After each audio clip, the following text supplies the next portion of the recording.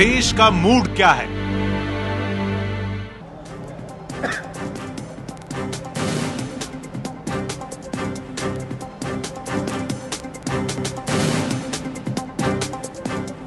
देश का मूड क्या है, आप देख रहे हैं एबीपी न्यूज नीलसन का ओपिनियन पोल, जिसमें अभी हमने देखा कि बिहार की जनता का मूड क्या है, उत्तर प्रदेश की जनता का मूड क्या है, बाकी देश का मूड क्या है, प्रधानमंत्री की रेस में कौन आगे चल रहा है, ये अहम सवाल। और इस अहम सवाल पर लोगों ने क्या कहा, ये जानने के लिए चलते हैं अभिसार के पास। अभिसार। शुक्रिया किशोर, और यकीनन सबको इसी सवाल का जवाब है। आपके सामने नरेंद्र मोदी को 47% वोट्स मिलते हैं और कोई आसपास दूर दूर तक नहीं है। राहुल गांधी को 18% और मौजूदा प्रधानमंत्री मनमोहन सिंह को 14%, यानी कि नरेंद्र मोदी 47% के साथ सबसे ऊपर। एल.के. आडवाणी 6%, सोनिया गांधी 5%, राजनाथ सिंह 1%, यानी कि आसपास कोई नहीं है और नरेंद्र मोदी निर्विवाद लोगों के चॉइस नंबर 1 है। अब दूसरा अहम सवाल जो कि इस वक्त राजनीतिक गलियारों में गूंज रहा है कि प्रधानमंत्री के लिए बीजेपी को मोदी का नाम ऐलान करना चाहिए कि नहीं। तो कम से कम इस सर्वे के जरिए बीजेपी की मुश्किल हल हो रही है। जी हां, 58% लोग कह रहे हैं कि आपको ऐसा करना चाहिए, 29% कह रहे हैं नहीं, और जो लोग नॉन कमिटल हैं उनकी संख्या है वो सिर्फ 13% है। तो आपके सामने ये दो बड़े सवाल, यानी कि देश की पहली पसंद किशोर नरेंद्र मोदी हैं और उनके आसपास दूर दूर तक कोई नहीं है। वापस किशोर आपको। 47% लोग प्रधानमंत्री के रूप में नरेंद्र मोदी को चाहते हैं, ये अहम बिंदु। और उसमें फिर 58% लोग कह रहे हैं कि बीजेपी को ऐलान कर देना चाहिए। बीजेपी के नेता भी हमारे साथ जुड़ेंगे। इस वक्त हमारे साथ कांग्रेस नेता मीम अफजल साहब जुड़े हुए हैं और हमारे साथ हमारे मेहमान जो स्टूडियोज में या न्यूज रूम में बने हुए हैं। इस सवाल पर अभय जी, 47% लोग नरेंद्र मोदी को पसंद करते हैं या नरेंद्र मोदी का नाम चर्चा में है, नरेंद्र मोदी को चाहते हैं पीएम की दौड़ में, तो बीजेपी की हिचकिचाहट जो है वो कम होनी चाहिए। अब देखिए, भारतीय जनता पार्टी में सीधा सीधा विभाजन है। भारतीय जनता पार्टी के कार्यकर्ता चाहते हैं नरेंद्र मोदी का नाम का ऐलान कर दिया जाए, लेकिन भारतीय जनता पार्टी की जो केंद्रीय नेतृत्व है वो नहीं चाहती है। वो लगातार उसमें अड़ंगे लगा रही है। यहाँ तक राष्ट्रीय स्वयंसेवक संघ भी उनका नाम का ऐलान करने के सवाल पर दुविधा में है। तो ये भारतीय जनता पार्टी की दुविधा है जो कि हमें दिखाई पड़ रही है। आपके सर्वे में कौन लोग हैं, किनसे सवाल पूछा गया है, कौन है वो 47% लोग, उसमें भाजपा के कार्यकर्ता कितने हैं, भाजपा के विरोधी कितने हैं, समर्थक कितने हैं, ये सब मुझे नहीं मालूम है। जहाँ तक भाजपा का अंदरूनी मामला है उसमें कार्यकर्ताओं में और मझोले स्तर के नेता एक तरफ हैं और जो केंद्रीय नेतृत्व है वो एक तरफ है। उसका एक कारण है, भाजपा के इतिहास में आज तक कभी ऐसा नहीं हुआ कि कोई क्षेत्रीय स्तर का नेता आया हो और उसने तमाम केंद्रीय नेताओं को कोने में धकेल दिया। इससे नुकसान हो रहा है बीजेपी को या फायदा? नहीं, भारतीय जनता पार्टी दुविधा में और नाम का ऐलान न करने से लगातार नुकसान ही होता है। अरुण जेटली तो ये जो इतना परसेंटेज बता रहे हैं, पहले ये देखो कि भाजपा देश में कहाँ है। यदि इतना भाजपा पूरे देश में फैली नहीं तो परसेंटेज कहाँ आया।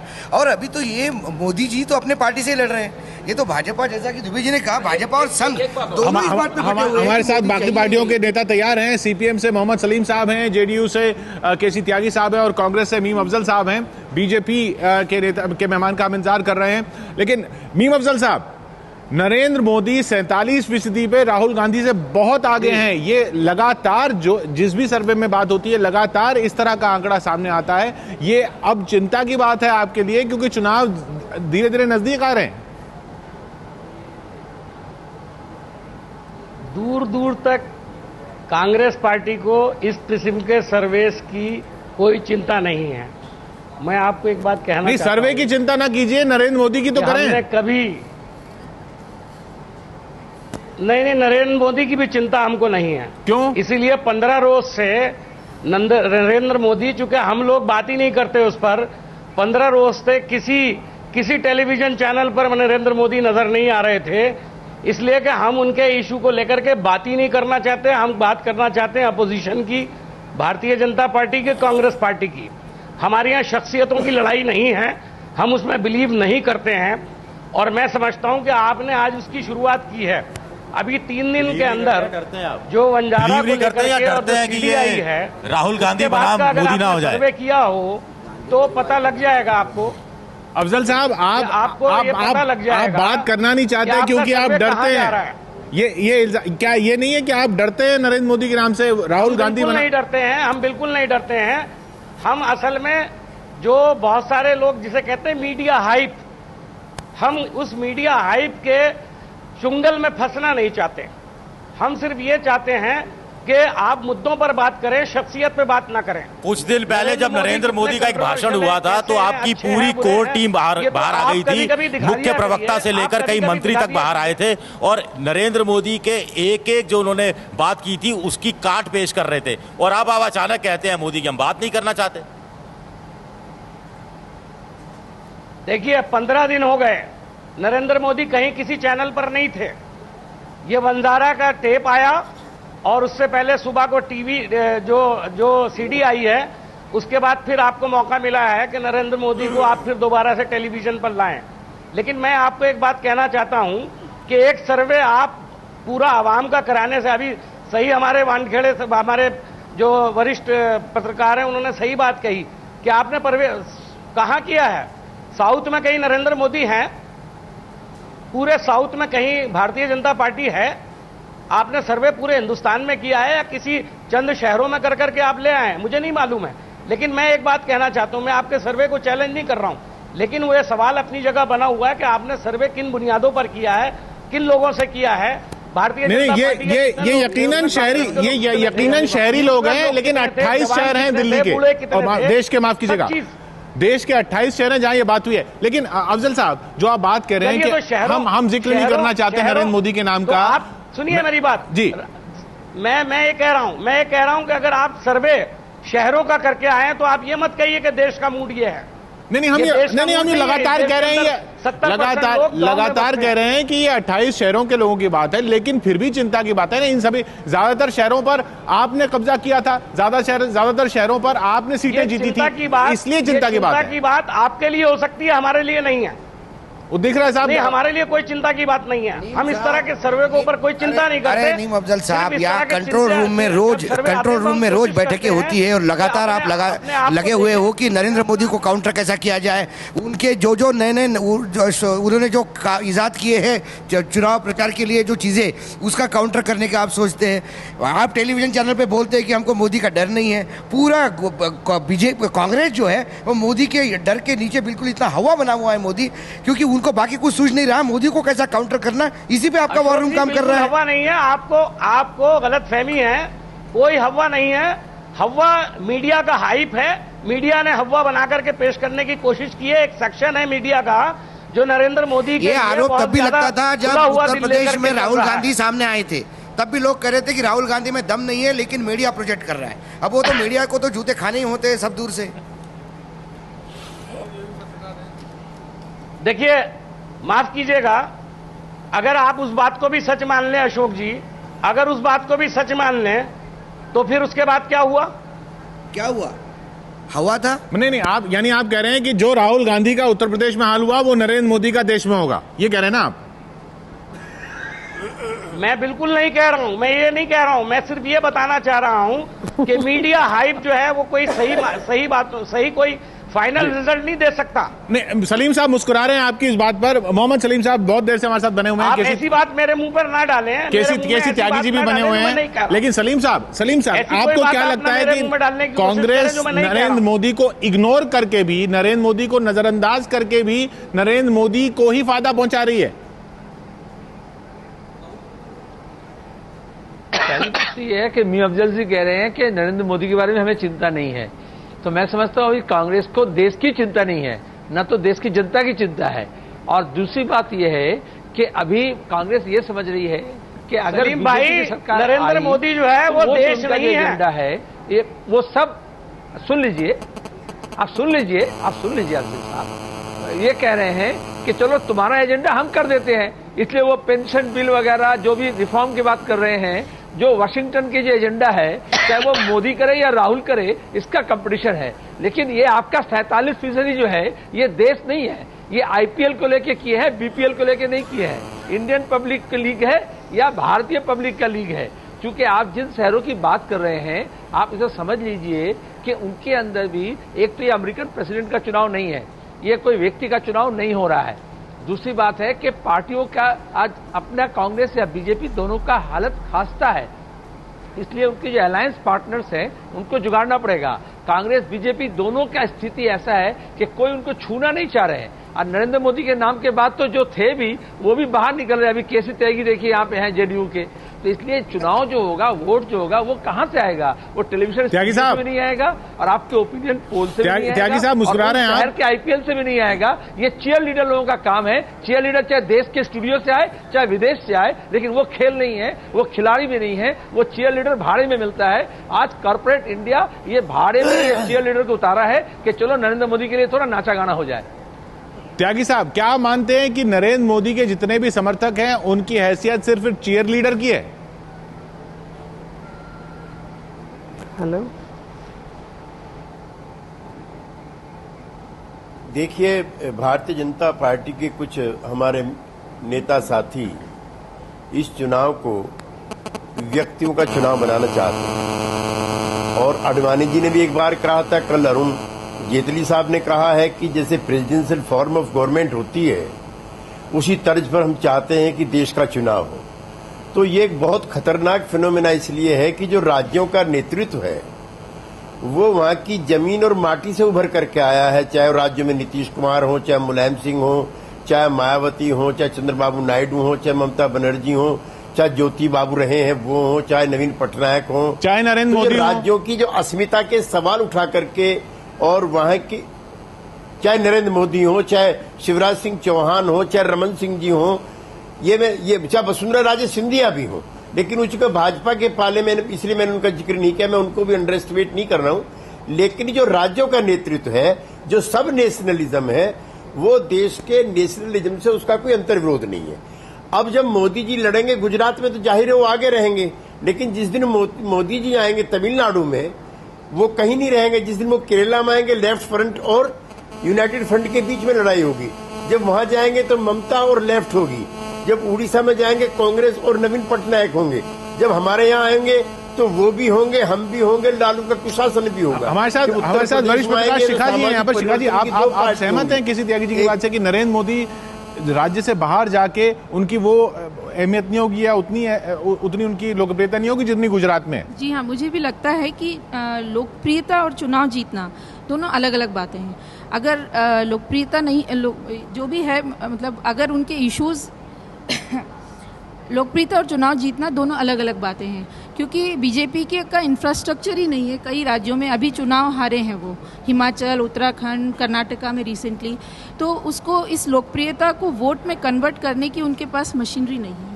और दूसरी बात ये कि अगर इतने लोकप्रिय हैं तो बीजेपी अभी तक उनका नाम का ऐलान करने में डर क्यों रही है? और बीजेपी में ही इतने लोग होंगे जो कांग्रेस या दूसरे लोग कह रहे हैं कि हमें कुछ ज़्यादा करने की ज़रूरत ही नहीं है। बीजेपी में ही इतने लोग होंगे, जैसे शिवराज सिंह चौहान है दिल्ली में, यहाँ आडवाणी जी हैं। आपने ये अहम बिंदु जिसका जो हमने सवाल भी पूछा कि ऐलान क्यों नहीं हो रहा फिर उनके नाम का, अगर वो इतने लोकप्रिय हैं तो मीनाक्षी जी से ये सवाल लेंगे। लेकिन उससे पहले फिर अब हम अभिसार के पास भी चलेंगे और देखेंगे कि ये यहाँ पर जो कांग्रेस के जो समर्थन जो है वो गिरा है, या यूपीए का जो समर्थन जो गिरा है, वो हालत क्यों हुई है, वो वजह क्या है, उन सवालों पर क्या बोला है लोगों ने, अभिसार से जानते हैं। अभिसार। शुक्रिया आपका किशोर। हम आपके सामने सवाल पेश कर रहे हैं। पहला सवाल, पिछले एक साल में आर्थिक हालात कैसे हुए? और ऐसा जवाब नहीं जिसमें आपको ताज्जुब होगा, खराब हुए 40%, जैसे थे वैसे रहे 44%, अच्छे हुए 13%। यानी कि 13% का जो आंकड़ा है ये बहुत चिंतित करने वाला है कांग्रेस के लिए। दूसरा बड़ा सवाल, लोगों के बाहर खाने की आदत कम हुई है क्या? सहमत हैं इस बात से सवाल से 74%। यानी कि मौजूदा आर्थिक व्यवस्था है उसको लेकर लोगों को अपने लाइफस्टाइल को बदलना पड़ा है। सहमत नहीं 23%, और कह नहीं सकते 3%। तीसरा सवाल, लोगों ने थिएटर में फिल्म देखना कम कर दिया है। 66% इस बात से सहमत है कि जी हां, मौजूदा जो आर्थिक हालात हैं देश के उसको देख के उन्हें तब्दीली करना पड़ा है। सहमत नहीं 28%, और नॉन कमिटल लोगों की जो संख्या है वो 6% है। लोग नॉनवेज कम खाने लगे हैं। सहमत 58%, सहमत नहीं 30%, और कह नहीं सकते 12%। यानी कि आप हालात देख रहे हैं यहां पर क्या है। और प्याज टमाटर का इस्तेमाल कम हुआ है, सहमत हैं लोग इससे 56%, जो लोग उससे सहमत नहीं हैं 35%। आप देख रहे हैं सिलसिलेवार तरीके से हम वो आंकड़े पेश कर रहे हैं जो कि केंद्र सरकार के लिए कोई बहुत अच्छी खबर नहीं है। खराब आर्थिक हालात के लिए जिम्मेदार कौन? आपके सामने संभवतः इन पूरे सवालों की झड़ी में सबसे अहम सवाल, और इसमें अधिकतर लोग प्रधानमंत्री मनमोहन सिंह को जिम्मेदार मानते हैं 40%, और दूसरे नंबर पर देश के वित्त मंत्री पी चिदंबरम। वापस रुख करते हैं किशोर के पास। इन सवालों की अहमियत क्या देश की राजनीति में? इन सवालों की अहमियत यह कि इन शहरों के जो ये लोग हैं, इनको, जिनसे हमने बात की है, इनको अपनी जीवन शैली में बदलाव करना पड़ा है, इसलिए उनको चुभ रहा है ये आर्थिक हालात या आर्थिक जो प्रगति है उसकी रफ्तार जो कम हुई है। जीवन शैली में जब बदलाव करना पड़ा तो वो सीधा गुस्सा जो है वो सरकार की तरफ जा रहा है, या नाराजगी जो है वो सरकार की तरफ जा रही है। लेकिन मैं लौटूंगा उस सवाल पर जिस पर जो शिखा जी ने भी जिसको दोहराया। मीनाक्षी जी, ऐलान क्यों नहीं कर रहे नरेंद्र मोदी के नाम का? इतनी लोकप्रियता शहरों में तो दिख ही रही है कम से कम। देखिए, ऐलान भारतीय जनता पार्टी की अपनी प्रक्रिया है, और ऐलान होने की जो भी ऐलान करना है, नहीं करना है, या किस तारीख को करना है, वो भारतीय जनता पार्टी 2009 में तो रणनीति अलग थी, पर नहीं होगा। लेकिन भारतीय नहीं, कैसे, ठीक है 2009 में अलग थी, लेकिन 13 में जो हालात हैं वो बराबर हैं या बदले हैं, या क्या रणनीति होनी चाहिए या किस तरीके से चलना है। मैं ऐसा मानती हूँ कि नेतृत्व समझदार है और उस समझ का पूरी तरीके से इस्तेमाल होगा, और उसी के आधार पर निर्णय लिए जाएंगे। किशोर, असल में दुविधा भाजपा के साथ ये है कि जो भारत में प्रेसिडेंशियल फॉर्म ऑफ गवर्नमेंट नहीं है, वो जो पार्लियामेंट्री डेमोक्रेसी है, 542 जगहों के ऊपर चुनाव होगा। अगर हम ये 47% का देखेंगे मोदी जी की पॉपुलैरिटी है, तो उतनी सीटें आनी चाहिए, तो भाजपा को पूर्ण बहुमत मिल जाना चाहिए, लेकिन वो पूर्ण बहुमत नहीं मिलता है। पिछले हम इस बात को हम सब जानते हैं। तो इसलिए भाजपा के लिए सबसे बड़ी समस्या है कि इसमें जो सीट और पॉपुलैरिटी, इसके बीच में कैसे एडजस्टमेंट करें। देखिए किशोर, कई बार भारतीय जनता पार्टी के नेता जो कहते हैं और जो उनकी पार्टी करती है उसमें गहरा विरोध है। अब जैसे मीनाक्षी जी कह रही हैं कि हम ये तारीख कब करेंगे, ये हमारा फैसला है, ठीक है, लेकिन आज की तारीख में भारतीय जनता पार्टी के जो सूबाई दिग्गज हैं उनको भी जैसे लगता है कि नरेंद्र मोदी पर भरोसा नहीं है। मनोहर पर्रिकर का अगर बयान आप देखें, आज का 10-15 दिन पहले भी उन्होंने कहा, शिवराज सिंह चौहान जो बीच में कह रहे हैं, ये तमाम बोलते हैं आप। जी मीनाक्षी जी गलत बोल रहे हैं आप। कैसे? मैं ये जिस तरीके की ये मैं बताती हूँ कैसे। आप लोग बाज नहीं आते अपनी हरकत से, और इसलिए मुझे इस भाषा का प्रयोग करना पड़ता है। मनोहर पर्रिकर से आपने बात की है कि उन्होंने क्या कहा है? आपने उस लिंक पे जाके देखा है कि उनकी स्टोरी क्या है? उन्होंने बिल्कुल गलत है, बिल्कुल गलत बोल रहे हैं आप। मनोहर पर्रिकर ने रॉयटर्स को क्या इंटरव्यू दिया है, वो इंटरव्यू आपने पढ़ा है? एक INS एक मिनट मीनाक्षी जी, ऐसा है कि आप इन्हें कहा कि हमारे यहाँ गोली मारने के बराबर तो आप काम कर रहे हैं। आपने कहा कि हमारे यहाँ पे एक प्रक्रिया है। जब आपके यहाँ प्रक्रिया है तो आप ही के अरुण जेटली क्यों कहते हैं कि हिट विकेट हो जाएंगे, अभी तक नहीं किया? तो आप मुझे पहले बात की सवाल बात करने का नहीं होता। क्यों नहीं बीजेपी ने खंडन किया पर्रिकर के इंटरव्यू का? इसके पहले आप झूठ बोलते हैं, आप झूठ बोलते हैं। फॉरगेट पर्रिकर नहीं, आप जैसे लोगों के ऊपर देशद्रोह का मुकदमा चलना चाहिए, जिस तरीके की गलत फहमी आप फैलाते हैं। नरेंद्र मोदी को यदि नेता देशव्यापी नेता नहीं कहने पर देशद्रोही कहलाएंगे आपने। अभी मोदी प्रधानमंत्री की बात नहीं, आप मेरे को मेरी बात पूरी करने दीजिए। उनके ऊपर आप मेरे को मेरी बात पूरी करने दीजिए। मनोहर पर्रिकर ने कहा कि वो हमारे सबसे बेहतरीन नेता हैं और भारत के प्रधानमंत्री के लिए उनकी जल्द से जल्द जो है नाम का अनाउंसमेंट होना चाहिए। ये उनका क्रक्स है। उसमें आप गलत तरीके की हेडलाइन डालकर चलाते हैं। और मनोहर पर्रिकर से जब बात करना, ये उनका बयान नहीं है, ये उनका बयान नहीं है, ये उनका बयान नहीं है। ये आप जैसे ये उनके इंटरव्यू का उनके इंटरव्यू का हिस्सा नहीं है कि जब भी कोई बात करते हैं वो टेस्ट करके देखते हैं, यदि जनता ने ठीक कर लिया तो एक्सेप्ट करते हैं, नहीं तो विड्रॉ करते हैं। आडवाणी जी पत्र लिखते हैं कि ये पार्टी नहीं रही। आडवाणी जी 4 दिन के अंदर अपनी पार्टी खाते बोलते हैं कि पार्टी ठीक हो गई। I am sorry, I will not. मैं इस कार्यक्रम में लोगों के झूठ सुनने के लिए नहीं बैठी हूँ। मीनाक्षी जी एक मिनट। मीनाक्षी जी एक रिक्वेस्ट है, मेरी भी आपसे गुजारिश है, एक रिक्वेस्ट है जो एंकरिंग कर रहे हैं। मीनाक्षी जी मेरी भी आपसे गुजारिश है, मैं आपसे ये कह रहा हूँ कि ये जो आप एंकरिंग कर रहे हैं, पहले आप मेरी गुजारिश सुन लीजिए। चलिए आप बोलिए, आप पहले बोलिए। रॉयटर्स का लिंक खोलिए, रॉयटर्स का लिंक खोलिए और वो स्टोरी पढ़ डालिए। और उसका मैं आपको अब बता देती हूँ, INS उस स्टोरी को उठाता है, गलत हेडलाइन देके उसको गलत तरीके से चलाता है, उसके बाद एक मीडिया चैनल उठाता है, फिर दूसरा उठाता है। इस तरीके से इस देश के अंदर अफवाहें फैलाई जाती हैं और इन अफवाहों का हिस्सा मेरे भाई बहन जो पैनल पे बैठे हैं वो भी होते हैं। इसीलिए देश को सही स्थिति क्या है वो बताना आवश्यक है। या तो आप मनोहर पारिकर को फोन लगाइए और या आप रॉयटर्स की जो लिंक है उसको खोलिए। मीनाक्षी जी आप मेरी गुजारिश सुन लीजिए, अगर इस तरह से रिपोर्ट किया गया है आज जैसा आप कह रही हैं, तो आपका पक्ष भी तो हम यहाँ सुनने के लिए बैठे हैं। सिर्फ एक बात ही तो रखी गई है कि ये नहीं आता मीडिया ये बोलना नहीं चाहिए ना। बात यदि बात भी नहीं करने देंगे हम, चलो आपकी बात मान ली कि परिकर ने कहा कि मोदी से बढ़िया नेता नहीं है और उनको प्रधानमंत्री घोषित करना चाहिए। अच्छा एक मिनट परिकर ने ये भी कहा। मीनाक्षी जी एक मिनट, आप गलत बयान या गलत हेडलाइन कैसे दे सकते हैं? मीनाक्षी जी एक मिनट, आप गलत हेडलाइन कैसे दे सकते हैं? सारे मीनाक्षी जी ना हमने दी जो रिपोर्ट हुआ उसके आपसे सवाल पूछा।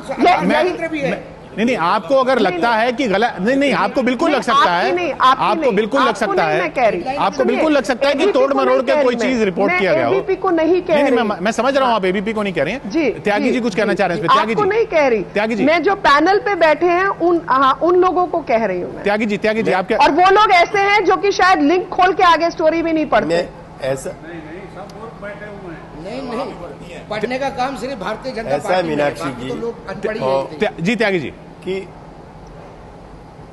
नहीं पता है कि ऐसा है कि जो आपकी पढ़ाई दिखाई दे रही है सब पार्टियों के नेता जहाँ झूठ फैलाए जा रहे हैं और सबको